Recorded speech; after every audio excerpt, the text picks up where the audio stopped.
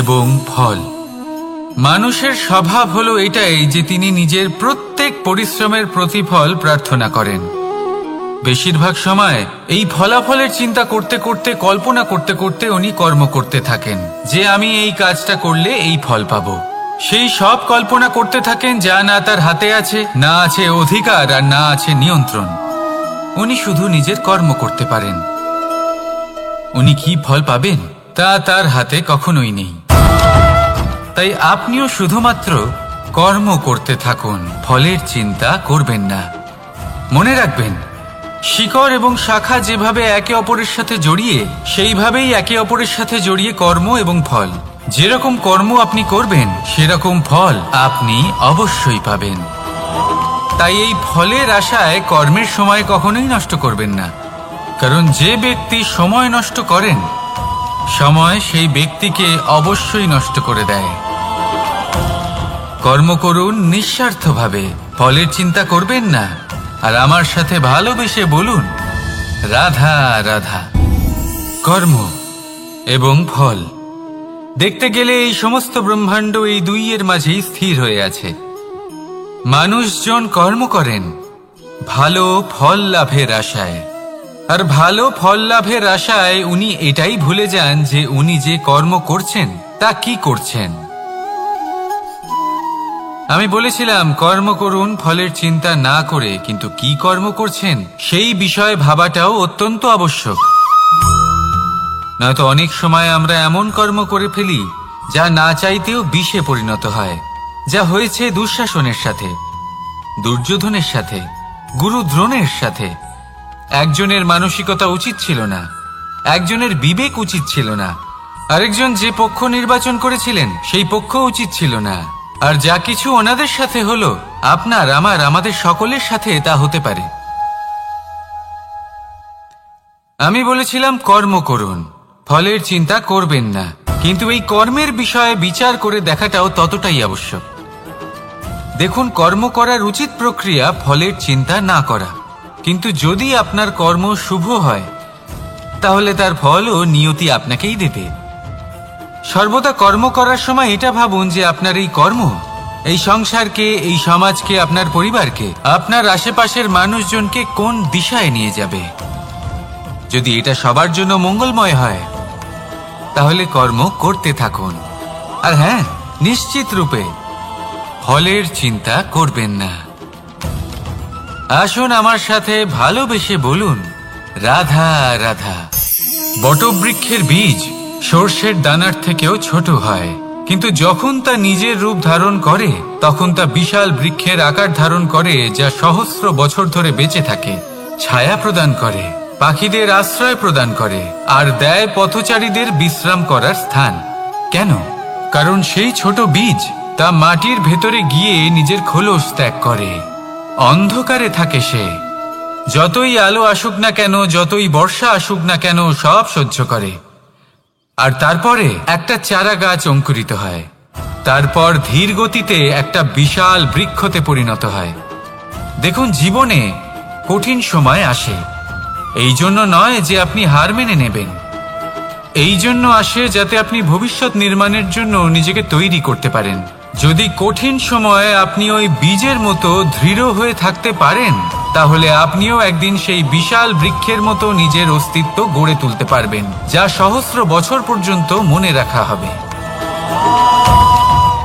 আসুন আমার সাথে ভালোবেসে বলুন, রাধা রাধা। এই ব্রহ্মাণ্ড কত বৃহৎ, তাই না? যার সম্মুখে এই পৃথিবীকেও একটা বিন্দুর মতো মনে হয়। আর এই পৃথিবীতে আমরা কে হই, আমাদের আকার কিরকম, আমাদের অস্তিত্বই বা কি? যখন আমরা এভাবে ভাবি তখন মনে হয় আমরা কিছুই নই। তা আমরা যখন কিছুই নই, তাহলে আমরা এত চিন্তা করি কেন? কি ভেবে ভয় পাই? কাকেই বা এত ভয় পাই? কে আমাদের মারতে পারে আর কেই বা আমাদের জন্ম দেবে? আত্মার আসলে না কখনো জন্ম হয় আর না কখনো মৃত্যু। আত্মা শুধুই শরীর বদল করে। আপনি, আমি, আমরা সকলে এই শরীর নয়, আমরা হলাম আত্মা, যা হলো পরম আত্মার পরম অঙ্গ। সেই জন্য মনে রাখবেন, বাইরের কোথাও দেখবেন না, নিজের অন্তরের গভীরে গিয়ে দেখুন, আত্মাকে উপলব্ধি করতে শিখুন। ক্লেশ, ভয়, চিন্তা, এই সব কিছুর থেকে নিজেকে দূরে রাখুন, তাহলেই উপলব্ধি করতে পারবেন পরমাত্মা কে। তাহলে আসুন আমার সাথে ভালোবেসে বলুন, রাধা রাধা। পরিবর্তন এই সংসারের শাশ্বত নিয়ম। কোনো রাজা নেই যিনি চিরকাল রাজা থাকেন, কোনো ধনী ব্যক্তি নেই যিনি চিরকাল ধনী থাকবেন। এই সংসারে সূর্যের স্থান নেওয়ার জন্য চন্দ্রিমার আগমন ঘটে। কোন স্থান যাকে পতিত বলা হয়েছিল সেখানে মহল তৈরি হয়েছে। কোন স্থান যাকে আজ মলিন বলা হয়েছে কাল সেখানে মন্দিরও স্থাপন হতে পারে। কোনো ঋতু চিরকালের জন্য থাকে না, কখনো সময় চিরকাল একরকম থাকে না। আজ যে আপনার কাছে রয়েছে কাল অন্য কারোর ছিল, আজ যে আপনার কাছে রয়েছে কাল তা অন্য কারোর কাছে চলে যাবে। আপনার সাথে কিছু থাকলে তা হলো আপনার কর্ম, কিন্তু সেই কর্মের পরিণামও আপনার নয়। আপনি শুধু কর্ম করুন, বাকি সবকিছুই পরিবর্তনশীল। কিন্তু সেই পরিবর্তনকে দেখে ভয় পাওয়ার প্রয়োজন নেই, তাকে স্বাগত জানান। যদি আপনি হাসি মুখে সেই পরিবর্তনকে স্বাগত জানান, তাহলে এই পরিবর্তনও হাসি মুখে আপনার সাথে থাকবে। আসুন আমার সাথে ভালোবেসে বলুন, রাধা রাধা। সঞ্চয়। মানুষের যখন থেকে বোধ বুদ্ধি হয় সঞ্চয় করতে আরম্ভ করে দেন। সঞ্চয় করতে থাকেন ভোজনের, সঞ্চয় অর্থের, সঞ্চয় শক্তির। নিজের জন্য করেন, নিজের পরিবারের জন্য করেন, নিজের স্ত্রীর জন্য করেন, সন্তানের জন্য করেন, সন্তানের সন্তানের জন্যও সঞ্চয় করেন। সঞ্চয় করার জন্য ওনার কাছে অনেক কারণ রয়েছে, কারণ উনি এটা ভাবেন যে এই সঞ্চিত শক্তির জন্য কেউ ওনার কোনো ক্ষতি করতে পারবে না। মানুষ ভুলে যান একটা গুরুত্বপূর্ণ কথা, এই সত্য, উনি এই সংসারে খালি হাতেই এসেছিলেন, আর এখান থেকে ওনাকে খালি হাতেই যেতে হবে। যা এখানকার তা এখানেই থেকে যাবে। আর যদি কিছু ওনার সাথে যায় তা হলো ওনার কর্ম, আর কিচ্ছু নয়। তাই যদি কিছু অর্জন করতে চান তাহলে শুভ কর্ম অর্জন করুন, আত্মশক্তি অর্জন করুন, কারণ পরলোকে এটাই হবে আপনার সম্পত্তি। তাহলে কি এটা আপনি অর্জন করতে চান না? আসুন আর আমার সাথে ভালোবেসে বলুন, রাধা রাধা। সদিচ্ছা। দেখতে গেলে 3 অক্ষরে তৈরি এই শব্দ, কিন্তু সমস্ত ত্রিলোক তার উপরেই আধারিত। আপনি এই সংসারে এসেছেন, তখন অবশ্যই শ্বাস নেবেন, কিন্তু তার বদলে আপনাকে কিছু তো দিতেই হবে। আপনার উপর নির্ভর করছে আপনি কি দেবেন। কি দেবেন এই সংসারকে, এই সমাজকে, নিজের পরিবারকে, আর তার বদলে কি নেবেন? যশ নাকি অপযশ? দেখুন, এক ছিল রাবণ, যে কিনা সমুদ্র পার করল সীতাকে অপহরণ করার জন্য, আর এক ছিলেন রামচন্দ্র, যিনি সমুদ্র পার করেছিলেন, সেতু বানিয়ে গিয়েছিলেন সীতাকে ফিরিয়ে নিয়ে আসার জন্য। দুজনেই সমুদ্র পার করেছিলেন, শুধু পার্থক্য ছিল সদিচ্ছাকে বোঝার, লক্ষ্যের। অনেক মানুষের যাত্রা একরকম হতেই পারে, কিন্তু আনন্দ তখনই লাভ করবেন যখন লক্ষ্য শুভ হবে, মহান হবে। এই লক্ষ্য দিয়ে এই সংসারের কল্যাণ হবে এবং মানুষের সম্মান হবে। যদি আপনার সংকল্প উচিত হয় তাহলে আপনার লক্ষ্য উচিতই হবে, নয়তো শুধুমাত্র বিনাশ হবে। আর উচিত এটাই হবে যে বিনাশের হাত থেকে যেন নিজেকে বাঁচানো যায়, কি বলেন? তাই জীবনে যে লক্ষ্য স্থির করছেন মনে রাখবেন তা যেন শুভ লক্ষ্য হয়। যদি এরকম হয় তাহলে আপনার যাত্রা, আপনার জীবন দুটোই শুভময় হবে। আসুন আর আমার সাথে ভালোবেসে বলুন, রাধা রাধা। সুরক্ষা। এই সুরক্ষা আসলে কি? এটা কি কোনো কবচ নাকি কোনো সীমা? এই সুরক্ষা আসলে অন্য কিছু। আমাদের মাতা পিতা, আমাদের প্রিয়জন, আমাদের বন্ধু, এই সমাজ, আমাদের শুভাকাঙ্ক্ষী, আমাদের আত্মীয়, এনারা সবাই আমাদের জীবনে কোনো না কোনো ভাবে সুরক্ষা দিয়ে থাকেন, একটা কবচ দিয়ে থাকেন কোনো না কোনো রূপে। কিন্তু দেখতে গেলে আমাদের পরাক্রমের পথে আমাদের বীরত্বের পথে, আমাদের সাহসের পথে এই সুরক্ষাই সব থেকে বড় বাধা হয়ে দাঁড়ায়। একবার ভেবে দেখুন, যদি আপনি কোনো সুরক্ষাই না পান, বা যদি আপনি এই সুরক্ষা ভেঙে বাইরে আসতে পারেন, তাহলে আপনার বীরত্ব চরম সীমায় পৌঁছে যায়। কেন? কারণ তখন আপনি জানেন যে এই সংসারের সম্মুখীন আমাদের নিজেদেরই হতে হবে। আপনি বুঝে যান যে শত্রুর সম্মুখীন এবার নিজের বলের দ্বারা, নিজের পরাক্রমের দ্বারা, নিজের সাহসের দ্বারা করতে হবে। আর তখন আমাদের মনের মধ্যে এই শক্তি জাগ্রত হয়। এই শক্তি অন্তরেই বসবাস করে। শুধু এটা চিনে নিতে হবে, একে জাগ্রত করতে হবে। আর এটা সুরক্ষা ভেঙে যাওয়ার পরেই সম্ভব হয়। আর যারা নিজের শক্তি সম্পর্কে জানেন, যিনি নিজেই জানেন তিনি কতটা শক্তিশালী, তিনি নিজেই নিজের সুরক্ষা কবচ চিরকালের মতো ভেঙে ফেলে দেন, ঠিক কর্ণের মতো। আর তারপরে দেখুন, আপনার পরাজয় হোক বা বিজয়ী হোক না কেন, সেটাই অনেক বড় হয়, সেটাই প্রশস্ত হয়ে থাকে। সেই জন্য ত্যাগ করুন নিজের ভয়কে, নিজের আশেপাশের এই সুরক্ষা চক্রকে ভেঙে ফেলুন, আর সম্মুখীন হন এই সংসারের নিজের শত্রুর সম্মুখীন হন। পরাক্রমের এই অঙ্কুর, তা অঙ্কুরিত হওয়ার জন্য বীজের উপরের এই কবচ, এটা ভেঙে যাওয়া অতি আবশ্যক। আসুন আমার সাথে ভালোবেসে বলুন, রাধা রাধা। যখন আমরা হাঁটতে থাকি আর আমাদের পায়ে কাঁটা বিঁধে যায়, তখন মুখ দিয়ে আহ বেরিয়ে আসে, কান্না চলে আসে, আর অনেক সময় অভিশাপও বেরিয়ে আসে।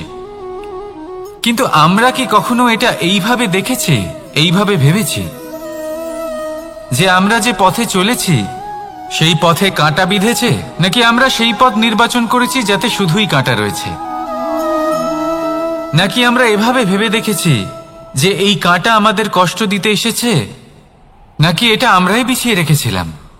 সাবধান থাকা উচিত ছিল, কারণ কাঁটা বিঁধলে যন্ত্রণা হবে, চিৎকার করে ফেলতে পারি, মুখ থেকে অভিশাপও বেরিয়ে আসতে পারে।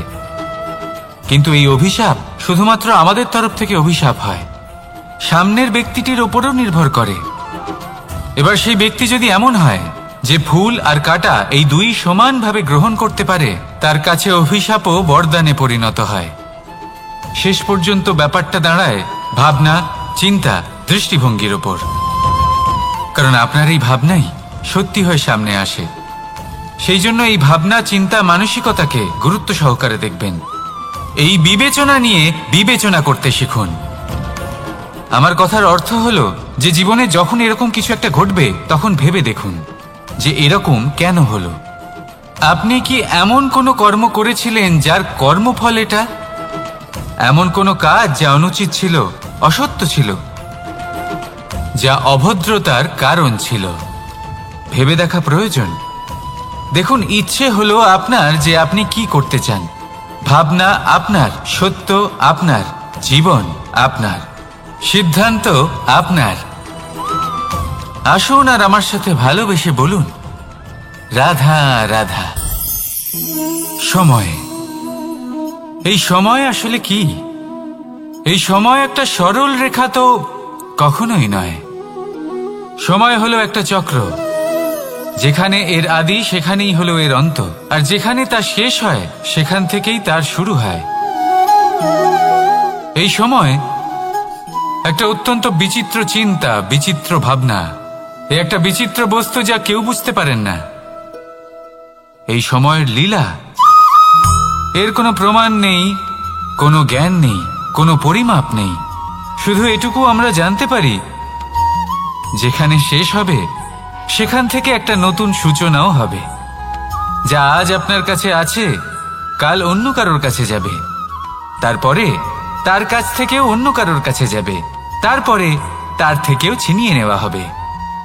এই নিয়তির একজনের কাছ থেকে অন্যজনের কাছে আদান প্রদানের এই সময় হলো আপনার সময়।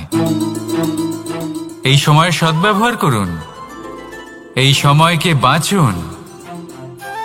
আপনাকে শুধু এটাই সুনিশ্চিত করতে হবে যে আপনি কোন পক্ষে আছেন। আর সত্যি বলতে কি, আপনার জীবনের পরিণাম নির্ভর করে আপনার নির্বাচনের ওপর। আপনি কোন পক্ষ নির্বাচন করছেন। তাহলে মনে রাখবেন, জীবনে সেই পক্ষই নির্বাচন করবেন যা চয়ন করার পরে আপনি সুখ অনুভব করবেন, আপনি সন্তোষ লাভ করবেন, প্রসন্নতা লাভ করবেন। আর আমি এটাই সুনিশ্চিত করব যে এই পক্ষ যেন শান্তির পক্ষ হয়, এই পক্ষই যেন প্রেমের পক্ষ হয়। তাহলে চিন্তা করবেন না, আর আসুন আমার সাথে ভালোবেসে বলুন, রাধা রাধা। দৃষ্টি আর দৃষ্টিভঙ্গি, এই সমগ্র লীলা হলো এই দুইয়ের। বিচিত্র হতে পারে, কিন্তু এটাই সত্যি। এবার আপনাকে একটা উদাহরণ দিয়ে বোঝাই। অনেক সময় আপনি কোনো ব্যক্তিকে এটা বলতে শুনবেন যে আমি আমার নিজের উপরে গর্ব করি, আমি নিজেকে নিয়ে গর্ব করি, আমি খুব ভালোভাবে আমার মা বাবার সেবা করি, ওনাদের আমি সবসময় সুখী রাখি, ওনাদের আমি একটা বাড়ি দিয়েছি, সকল সুখ সুবিধা দিয়েছি, ওনাদের জীবনে প্রত্যেক জিনিস দিয়েছি আর দেব যা তাদের প্রয়োজন। এবার আমাকে বলুন যে আপনি কে হন। আপনি হলেন সেই বীজ যা আপনার মাতা পিতা রোপণ করেছেন। আপনার মা বাবাই আপনাকে এই সংসারে জন্ম দিয়েছেন। এবার এইসব কথার কি তাৎপর্য? এই হলো সেই ব্যক্তির দৃষ্টিভঙ্গি। এবার দেখা যাক এই প্রকৃতি আমাদের কি শেখায়। কখনো কোনো গাছকে দেখবেন, যখন সেই গাছে ফল আসে, সে মালিকে এটা বলে না যে দেখো আমি তোমাকে ফল খেতে দিচ্ছি। সেই বৃক্ষ এটা বলে না যে দেখো আমি তোমায় আহার করতে দিচ্ছি, কারণ ও জানে যে এটা হলো সেই মালির পরিশ্রম, এটা হলো তারই কর্মের ফল, আর এটা তারই পাওয়া উচিত। সে বলে যে তোমার জিনিস তোমাকেই অর্পণ করলাম, এ আমার জিনিস নয়। ও জানে সেই মালির গুরুত্ব আসলে কি, এটা হলো তার দৃষ্টিভঙ্গি। সেই জন্য আপনি জীবনে কোন ব্যক্তির মধ্যে, কোন পশু পাখির মধ্যে, কোন প্রাণীর মধ্যে, কোন পরিস্থিতিতে, কোন আবেগের মুহূর্তে কি দেখতে পাচ্ছেন, সেটা আপনার দৃষ্টিভঙ্গির উপরে নির্ভর করছে। তাই নিজের মনে ধন্যাত্মক ভাব জাগ্রত করুন, শুভ চিন্তা নিয়ে আসুন। এই ভাবনাই সত্য হয়ে সামনে আসবে। এই দৃষ্টিভঙ্গি এমন হয়ে যাবে যে আপনার জীবনে সবকিছুই শুভ হবে। তাহলে আসুন আর আমার সাথে ভালোবেসে বলুন, রাধা রাধা। প্রতিশোধ অথবা কাউকে দুঃখ দেওয়ার ভাবনা, যদি এটা আপনার মনে থাকে, তাহলে আপনি নিজের মনেই যন্ত্রণার একটা বিশাল বৃক্ষ রোপণ করছেন, এটা মনে রাখবেন। কারণ কাউকে দুঃখ দেবার এই ভাবনা, এটা হলো সেই বীজ যা আপনার মনেই পতিত হবে, আপনার মনেই অঙ্কুরিত হবে, আর আপনার মনেই একটা বিশাল বৃক্ষরূপে বেড়ে উঠবে। জীবন আপনার, কর্ম আপনার, কাউকে দুঃখ দেবার ভাবনা আপনার ছিল, এই বৃক্ষ হলো আপনার, তাই এর ফলও আপনিই পাবেন, যা গ্রহণও আপনাকেই করতে হবে। মনে রাখবেন, যে মানুষ এটা ভাবে যে আমি ওকে দুঃখ দেব, ওকে কষ্ট দিতে চাই আমি, সেই মানুষই দুঃখ আর কষ্ট পেয়ে থাকে। যদি সেই জায়গায় আপনি এটা ভাবেন যে আমি কাউকে সুখী করে তুলতে চাই, কাউকে সুখ প্রদান করতে চাই, তাহলে তারও বীজ আপনার মনেই রোপণ হবে, বৃক্ষে পরিণত হবে, যার ফলও আপনিই পাবেন। এখানে বিষয়টা হলো শুধু মানসিকতার চিন্তা, যা সত্য হয়ে আপনার সামনে আসে। তাহলে এই মানসিকতা শুভ করুন, সবার জন্য মঙ্গল কামনা করুন। অন্যের মনে আপনার জন্য ভালো চিন্তা থাকুক বা না থাকুক, আপনি সবার জন্য শুভ চিন্তা করে কর্ম করতে থাকুন, তাহলে আপনার সাথেও ভালোই হবে। তাহলে আসুন আর আমার সাথে ভালোবেসে বলুন, রাধা রাধা। সুখ আর অভিজ্ঞতা, এই দুই জীবনে একসাথে কখনোই আসে না। মনে রাখবেন, যেখানে সুখ থাকে সেখানে অভিজ্ঞতা থাকে না, আর যখন এই সুখ আমাদের জীবন থেকে দূরে চলে যায়, তখন আমাদের জীবনে আসে এই অভিজ্ঞতা। পরমাত্মা, প্রকৃতি, নিয়তি এই অভিজ্ঞতাকে আমাদের জীবনে পাঠান, যাতে আমরা একটা অত্যন্ত গুরুত্বপূর্ণ শিক্ষা, একটা জ্ঞান প্রাপ্ত করতে পারি। এই অভিজ্ঞতা আমাদের শেখায় যে অতীতে এমন কি হয়েছিল যা আমাদের করা উচিত হয়নি। আমাদের শেখায় ভবিষ্যতে এমন কি আছে যা আমাদের করা উচিত আর কি করা উচিত নয়। দেখতে গেলে এই অভিজ্ঞতা আমাদের সেই শিক্ষা দেয় যার জন্য আমরা সুখের দিকে উচিতভাবে অগ্রসর হতে পারি। সেই জন্য জীবনে যখনই দুঃখ আসবে, দুঃখের এই সময় আসবে, তখন হতাশ হবেন না। বোঝার চেষ্টা করুন এই পরিস্থিতি কেন এসেছে, কি শিক্ষা দিতে এসেছে। যদি আপনি সেই জ্ঞান লাভ করেন, সুখের পথে অগ্রসর হন, তাও উচিত রূপে, তাহলে এই অভিজ্ঞতার উদ্দেশ্য পূরণ হয়ে যায়। তাহলে আসুন আর আমার সাথে ভালোবেসে বলুন, রাধা রাধা। জীবনে শিখরে পৌঁছানোর জন্য মানুষের কি প্রয়োজন হয়ে থাকে? সিঁড়ির। কিন্তু তাও প্রত্যেক মানুষ, প্রত্যেক ব্যক্তি শিখরে পৌঁছতে পারেন না। এর কারণ কি? কারণ একটা হতে পারে যে মানুষ কল্পনা করতে থাকেন কিন্তু সিঁড়ি খুঁজে পান না। কিছু মানুষ খুঁজে নেন কিন্তু তা পেয়ে এতটাই প্রসন্ন হয়ে যান যে তারপর আর কোনো কর্মই করেন না। খুব সোজা ব্যাপার।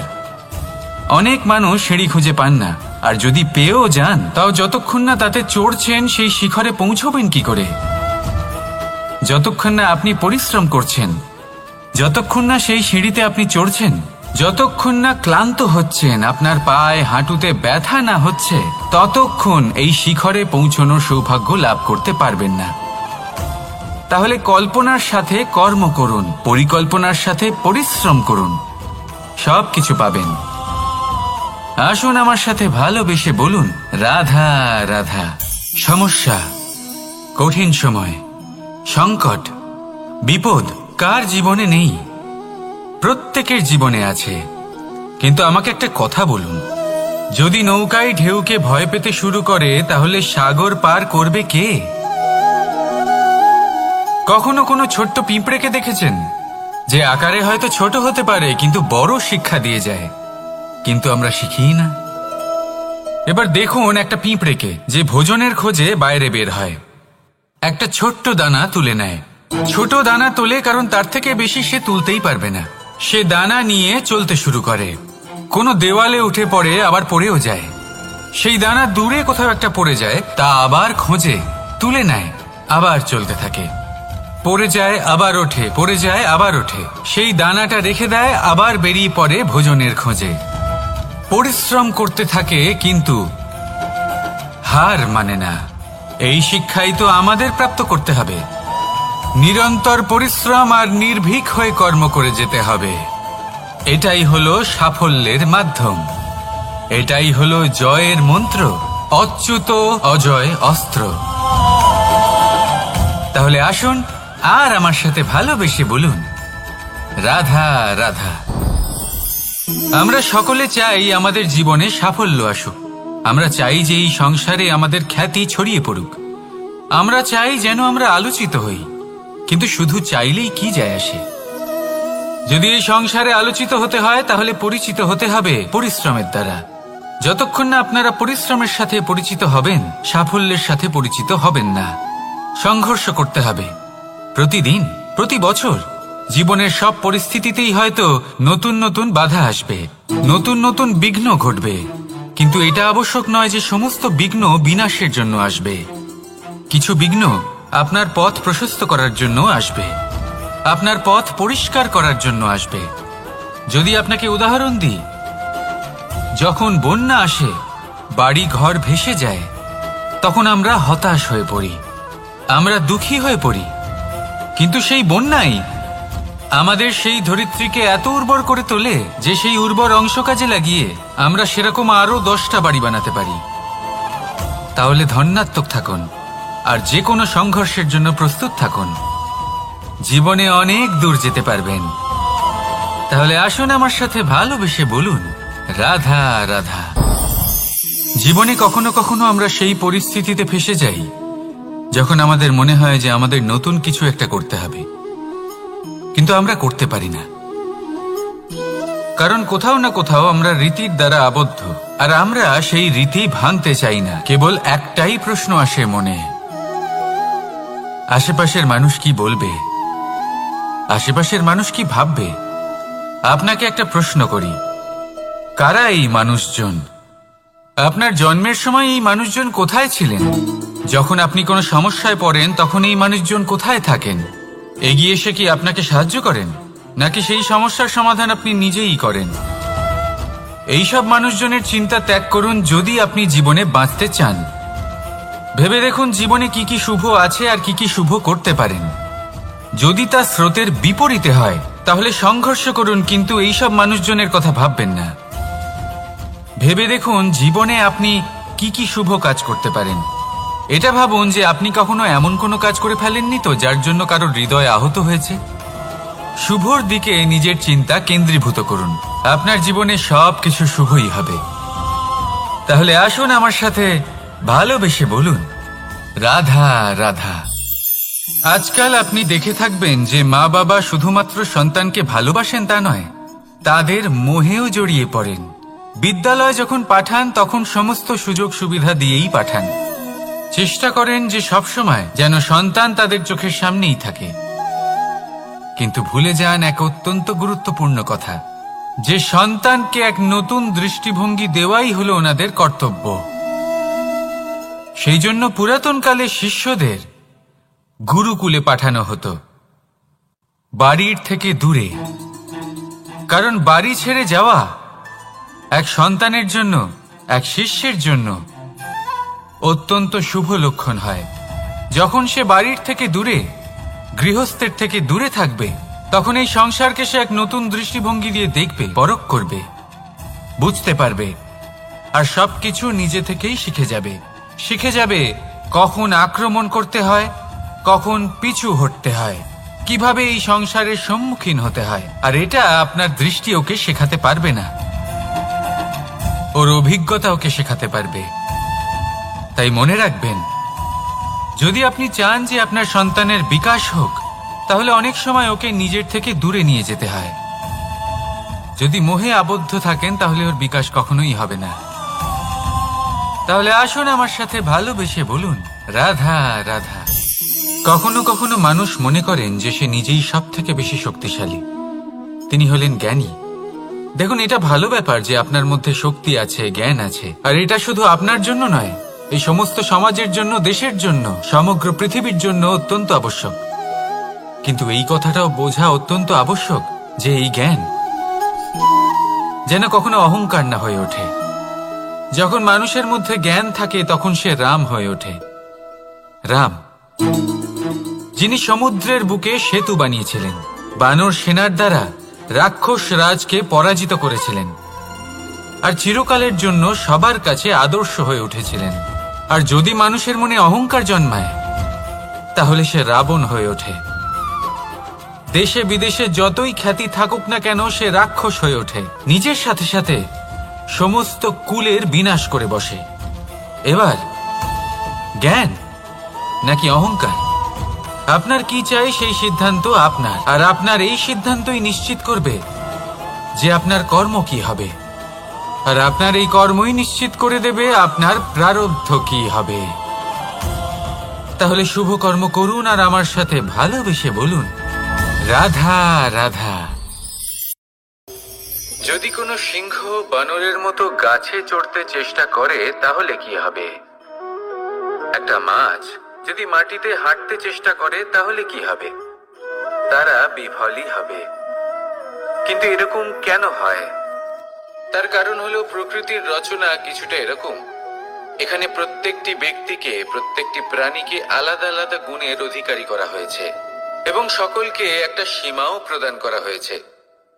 এবার এই যে বৃক্ষ, পশু, পাখি, এদের মধ্যে সেই ক্ষমতাই নেই যে এরা নিজেদের যাচাই করতে পারবে, নিজেদের সীমাগুলো বুঝতে পারবে, নিজেদের সদ্গুণগুলো চিনতে পারবে।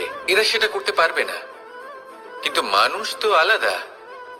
মানুষের কাছে সেই বিশেষ শক্তি আছে যে তারা পূর্ণরূপে নিজেদের যাচাই করতে পারবে, নিজেকে পূর্ণরূপে বুঝতে পারবে, নিজের দোষ, নিজের অপগুণ, নিজের সদ্গুণ, নিজেদের সীমাগুলো তারা বুঝতে পারবে। আর এটা অত্যন্ত গুরুত্বপূর্ণ। কথায় আছে যে যদি সাফল্য লাভ করতে হয় তাহলে নিজেকে যাচাই করে নিতে হবে। তাই নিজেকে যাচাই করুন, নিজের সাথে পরিচিত হয়ে যান এবং জীবনে কর্ম করতে থাকুন। সাফল্যের শিখরে অবশ্যই পৌঁছে যাবেন। আর ওখানে যদি যান তাহলে এই মন প্রসন্ন হয়ে অবশ্যই বলবে রাধা রাধা। বনের মধ্যে যদি আপনি কোনো বিষাক্ত সাপ দেখেন তাহলে কি করবেন? আপনি তখনই তার থেকে দূরে পালাতে চেষ্টা করবেন। আর এটা কেন করবেন? নিজের রক্ষার্থে। এই কথা আমি নয় মেনে নিলাম, কিন্তু নিজের জীবনে এটা করেন না কেন? আপনি যেখানেই যান, যে স্থানেই যান না কেন, প্রত্যেক সময় প্রত্যেক মুহূর্তে এমন বিষাক্ত সাপ আপনি অবশ্যই খুঁজে পাবেন। আর সেই সাপ নয় যাদের আপনি বনে খুঁজে পাবেন, এরা হলো সেই সাপ যা আপনাকে পাপ করতে বাধ্য করবে। আপনার অন্তরের বাসনা, ক্রোধ, অহংকার, লোভ, ঈর্ষা এদের বৃদ্ধি ঘটাবে। দেখুন, বনের এই সাপ আপনাকে একবার ছেড়ে দিতেও পারে, ছোবল নাও মারতে পারে, কিন্তু এই যে পাপরূপী সাপ আছে তা অবশ্যই ছোবল মারবে। কর্ম যদি করেন তাহলে অবশ্যই ফল পাবেন। সেই জন্য যখনই কোথাও যাবেন, যদি এমন কাউকে দেখেন, যদি এমন কিছু দেখেন যে আপনাকে পাপ করতে বাধ্য করছে, তাহলে সেই মুহূর্তে সেখান থেকে পালিয়ে যান। যেমন বনের সাপ দেখে আপনি পালাতে থাকেন। সৎকর্মের রক্ষা অত্যন্ত আবশ্যক। আসুন আর আমার সাথে ভালোবেসে বলুন রাধা রাধা। মনুষ্য জীবনের সব থেকে বেশি গুরুত্বপূর্ণ বিষয় হলো মনের একাগ্রতা। এই সংসারের যে কটি মহান কার্য সম্পাদন হয়েছে তা হলো মনের এই একাগ্রতার একমাত্র ফল। আপনি অবশ্যই দেখে থাকবেন, অনেক ছোট বড় নদী যা বয়ে চলে তাদের সামনে একটা বাঁধ নির্মাণ করা হয় সেই সব নদীর জল সঞ্চয় করতে। বাঁধ হয়ে গেলে প্রয়োজন মতো বা মনের ইচ্ছে মতো তাকে ব্যবহার করা সম্ভব। এবার এটাই আমাদের মনের সাথেও সম্ভব। আমাদের মনের একাগ্রতা আজকের দিনে দাঁড়িয়ে বিভিন্ন ধরনের বিকার, ক্রীড়া এবং ভোগের মধ্যে ভাগ হয়ে গেছে। একে একত্রিত করতে হবে, একটা বাঁধ নির্মাণ করতে হবে। শুধু এটাই করতে হবে, যেটা উচিত কর্ম সেটাই করুন, যেটা অনুচিত কর্ম সেটা করা থেকে নিজেকে বিরত রাখুন। এটাই করতে হবে, যেটা উচিত কর্ম সেটাই করুন, যেটা অনুচিত কর্ম সেটা করা থেকে নিজেকে বিরত রাখুন। ব্যাস, এই কাজটাই আপনি করতে থাকুন, করতে থাকুন। মনের মধ্যে একাগ্রতার বাঁধ নির্মাণ করুন। আর একবার যদি তা নির্মাণ হয়ে যায়, তাহলে যখন চাইবেন, যেখানে চাইবেন, যতটা চাইবেন একাগ্রতা প্রয়োগ করতে পারবেন। আর একবার যদি আপনি এটা শিখে যান, তাহলে এই সংসারকে বদলে ফেলার মতো কাজ আপনি করতে পারবেন, সমাজকে শোধরাবার মতো কাজ করতে পারবেন। তাহলে এই মনকে একাগ্র করুন আর আমার সাথে ভালোবেসে বলুন রাধা রাধা। আমরা সবাই ফল খাই, কিন্তু আমাদের সেই ফলই প্রিয় হয় যে পরিপক্ক হয়ে ওঠে, যেটা নম্র হয়, আর যে ফল অনেক বেশি মিষ্টি আর সুস্বাদু হয়ে থাকে, যাদের রঙে বাহার দেখা যায়। সেইভাবে জীবনে আমরা নানান মানুষের সাথে পরিচিত হই, কিন্তু সেই মানুষই আমাদের মন ছুঁয়ে যায় যারা বিনম্র স্বভাবের, যাদের বাণী খুব মধুর, যাদের অন্তরে আত্মবিশ্বাসের একটা তেজ, একটা রং দেখা যায়। এবার এমন ব্যক্তি আমরা কি করে হব? ঠিক সেইভাবেই যেমন একটা ফল রোদ, বর্ষা, শীত, বায়ু এই সকল সংকটময় পরিস্থিতির সম্মুখীন হয়ে পরিপক্ক হয়ে ওঠে, সেইভাবেই মানুষ সংকটময় পরিস্থিতির সম্মুখীন হয়ে পরিপক্ক হয়ে ওঠেন। যদি এই সংকটের সম্মুখীন হন তাহলে অভিজ্ঞ হবেন, আর এই অভিজ্ঞতাই শিক্ষা দিয়ে যাবে। এই অভিজ্ঞতা আমাদের শিখিয়ে দেয় যে আমাদের বিনম্র থাকতে হবে। অহংকার করে কোনো লাভ নেই। মধুর বাণীর যে কি মূল্য তা আমরা শিখতে পারি। এই অভিজ্ঞতাই আমাদের বুঝিয়ে দেয় যে উচিত অনুচিত কোনটা, আমাদের দৃষ্টিভঙ্গি তৈরি করে, আর এই দৃষ্টিভঙ্গি দ্বারা আত্মবিশ্বাস জাগ্রত হয়। সেই জন্য জীবনে কখনো বিপদ থেকে দূরে পালাবেন না, সেগুলোর সম্মুখীন হন, অভিজ্ঞতা লাভ করুন, তার থেকে শিক্ষা লাভ করুন, এইভাবেই পরিপক্ক হবেন। আসুন আমার সাথে ভালোবেসে বলুন রাধা রাধা। ধন সঞ্চয় করা সম্ভব, আর সেই জন্য ধন সব থেকে বেশি মূল্যবান সম্পত্তি নয়। এবার আপনি বলবেন, এ আমি কি বলছি? এই ধন খুব মূল্যবান, আমরা সকলে অর্জন করতে ব্যস্ত। সেটা এই কারণে, কারণ আপনারা জানেন না এই সংসারের সব থেকে বেশি মূল্যবান সম্পত্তি কি। এ হলো সেই সম্পত্তি যা কখনো সঞ্চয় করা সম্ভব নয়। আপনার কাছে যতই ধন থাকুক তা দিয়ে আপনি স্বাস্থ্য লাভ করতে পারেন, বাড়ি কিনতে পারেন, আদি ইত্যাদি। কিন্তু আপনি যতই ধনী হন না কেন, ফেলে আসা দিনের একটা মুহূর্ত আপনি লাভ করতে পারবেন না। এই একটা মুহূর্ত, এই সময়, এটাই হলো সংসারের সব থেকে মূল্যবান সম্পত্তি। একবার চলে গেলে তা কখনোই ফিরে আসে না। আর এই মুহূর্ত যতই চলে যাক না কেন, আমরা স্মৃতির মাধ্যমে সেগুলি যাপন করতে পারি, তার আনন্দ উপভোগ করতে পারি। আর যার সাথে আমরা সময় অতিবাহিত করেছি তার স্মৃতিতে আমরা চিরকাল জীবিত থাকতে পারি। সেই জন্য সময় সব থেকে মূল্যবান সম্পত্তি, তাকে এইভাবে নষ্ট করবেন না। প্রত্যেকটা মুহূর্ত উপভোগ করুন, আনন্দ করুন, আর ভালোবেসে বলুন রাধা রাধা। কনক, কি সুন্দর একটা শব্দ। এর অনেকগুলো রূপ রয়েছে, অনেকগুলো অর্থও রয়েছে। প্রথম অর্থ হলো স্বর্ণ, অর্থাৎ সম্পত্তি। দ্বিতীয় অর্থ ধুতুরা, অর্থাৎ গাছের ছোট একটা বীজ, যা কিনা অত্যন্ত শক্তিশালী হয়। যদি বেশি মাত্রায় এর প্রয়োগ করা হয় তাহলে এটা বিষময় হয়ে উঠতে পারে। এই হলো সেই ধুতুরা যার প্রয়োগ মহাদেবের পুজোতে করা হয়। এবার প্রশ্ন হলো এটাই যে এই স্বর্ণ এবং এই ধুতুরার মধ্যে মিল কি রয়েছে।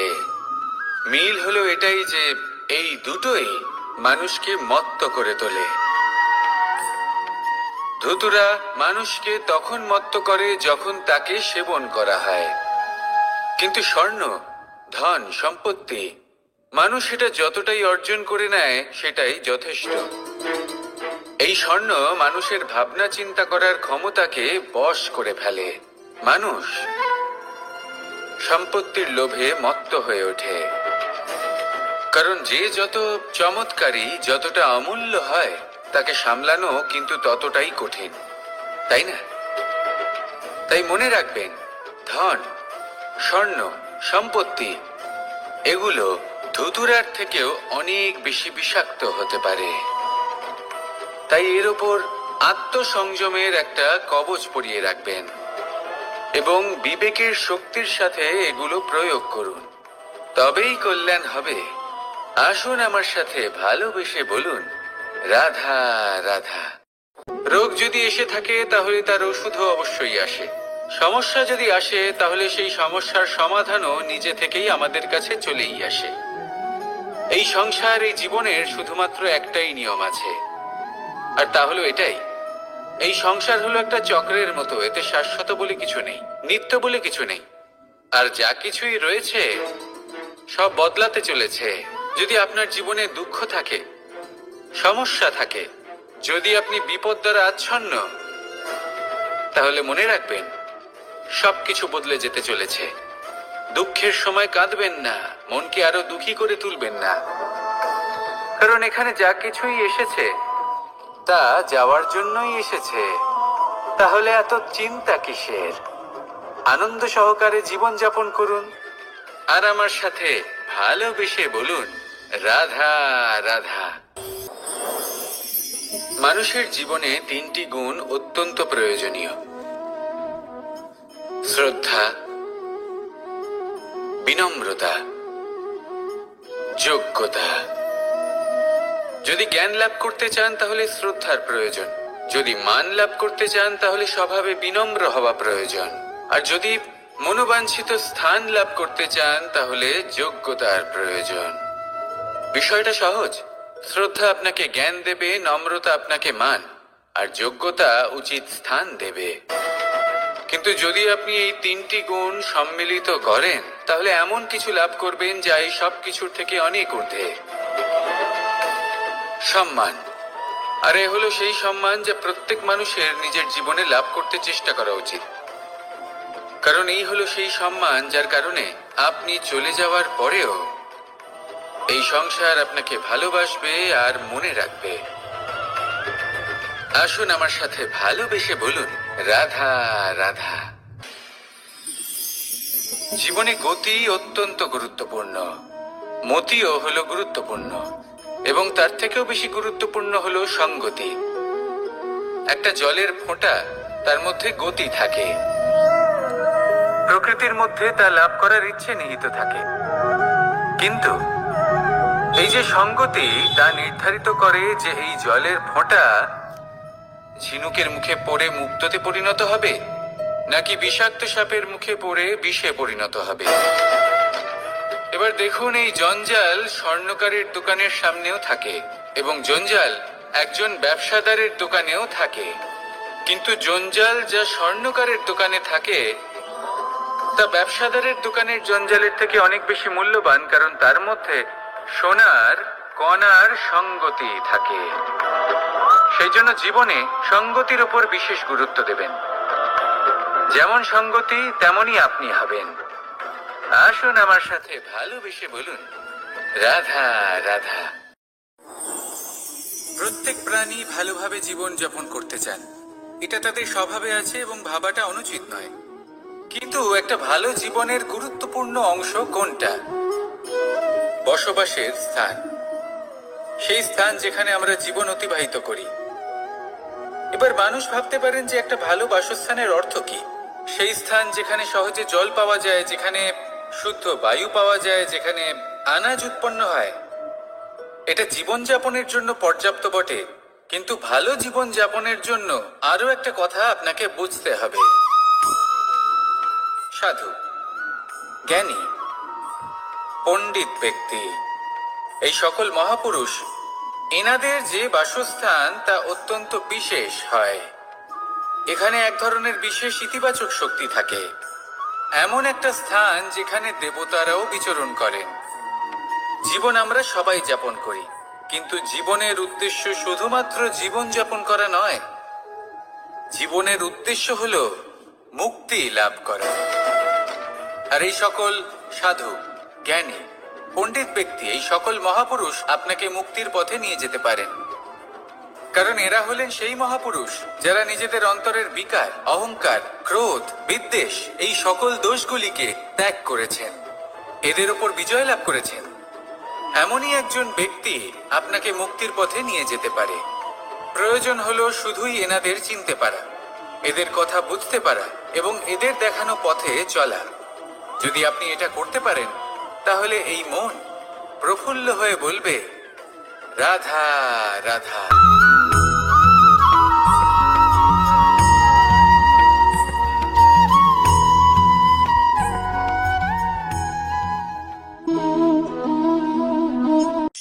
এই শুকনো পাতাটিকে দেখুন, নিষ্প্রাণ হয়ে পড়েছে। একটা গাছের ডালে ছিল, সেই গাছ ওর লালন পালন করত। যখন যখন বাতাস বইত, এই পাতায় কম্পন দেখা দিত, মনকে প্রফুল্ল করে তুলত। কোনো একদিন এই পাতা গাছের ডাল থেকে ঝরে পড়ে গেল।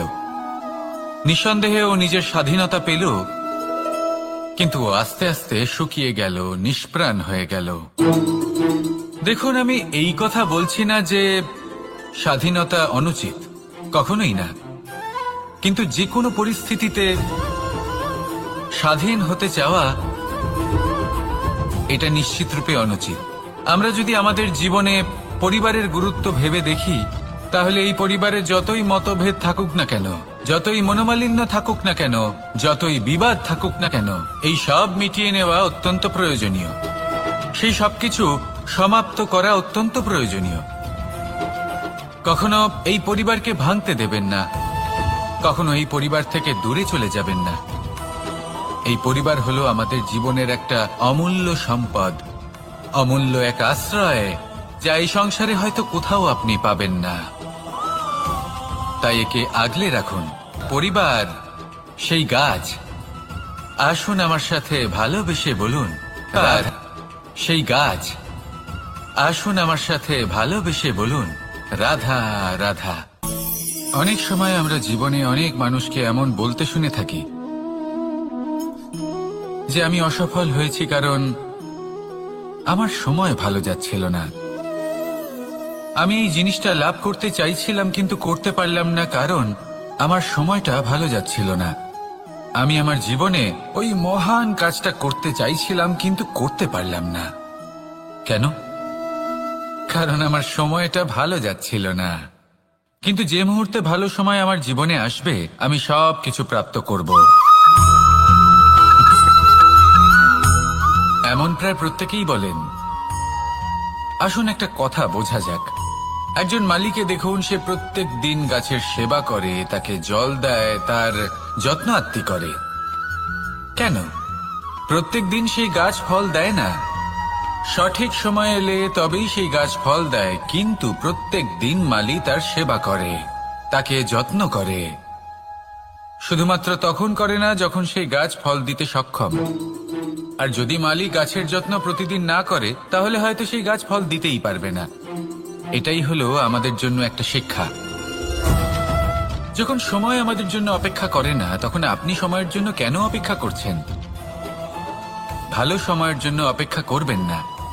ভালো এবং শুভ কর্ম দ্বারা ভালো সময়কে নিজের কাছে টেনে আনুন। নিরন্তর কর্ম করুন, পরিশ্রম করতে থাকুন। শুভ সময় আপনা থেকেই আপনার কাছে আসবে। আসুন আমার সাথে ভালোবেসে বলুন, রাধা রাধা। একে বালি বলুন, মাটি বলুন বা ধুলো বলুন, এ দিয়ে কত কিছু করা সম্ভব।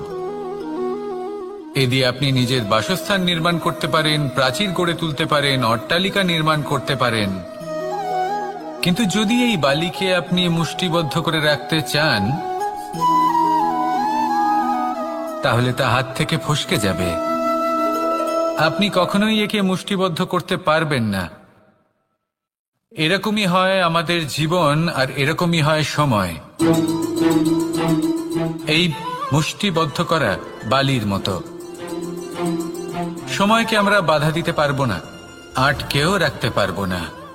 এ হলো প্রবাহমান। জন্ম থেকে মৃত্যু পর্যন্ত এই যে সময়, তা খুবই সীমিত।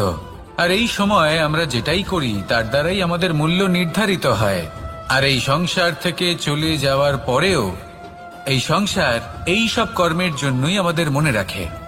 তাই যদি আপনি এটা ভাবেন যে আজ যে কর্ম করার ছিল আমি না হয় কাল করে নেব, কাল আমার লক্ষ্যে পৌঁছানোর কথা ছিল আমি পরশু পৌঁছব, না, এই সময় খুব মূল্যবান, একে নষ্ট করবেন না। এই সময়কে সদ্ব্যবহার করুন, মহান হবার পথে অগ্রসর হন। একে যদি মুষ্টিবদ্ধ করে রাখার চেষ্টা করেন, এই সময় থেমে থাকবে না। আসুন আমার সাথে ভালোবেসে বলুন, রাধা রাধা। আমাদের জীবনে অনেক ধরনের ব্যক্তি এসে থাকেন। কেউ কেউ আমাদের সাথে থেকে যান, কেউ আমাদের থেকে দূরে চলে যান। কেউ ভালো মানুষ হন, কেউ খারাপ মানুষ। কিন্তু আমরা সবসময় সেই সময়টাকে নিয়ে দুঃখ প্রকাশ করি যখন আমাদের জীবনে কোনো খারাপ ব্যক্তি প্রবেশ করেন।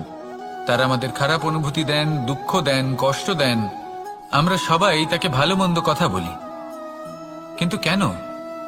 এমন বিভিন্ন ধরনের মানুষ, খারাপ মানুষ, ভালো মানুষ, সবার জীবনেই আসেন এবং সকলকেই একটা অমূল্য শিক্ষা দান করে যান।